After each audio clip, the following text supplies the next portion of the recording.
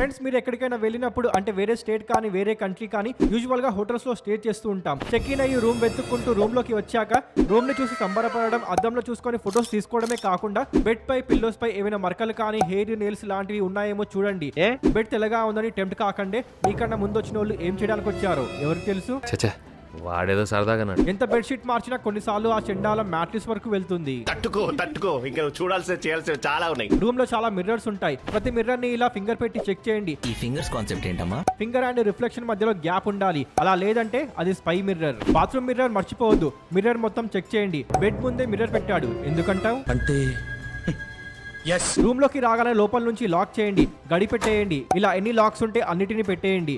Normal గా హోటల్లో room doors కి ఇలా హోల్ ఉంటుంది. సో మీరు రూమ్ లో ఉన్నప్పుడు దాన్ని క్లోజ్ చేయండి, లేదంటే మీ సినిమాకి ఫ్రీ షో ఇచ్చినట్టే.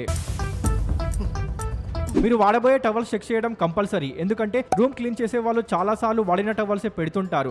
ఇది చూడండి, నేను చెప్పేది ఇదే.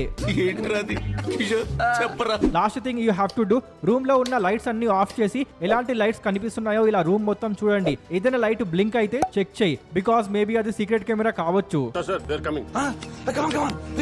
సో ఇకపై ఇలా సేఫ్ గా ఉంటూ మీ జర్నీని ఎంజాయ్ చేయండి.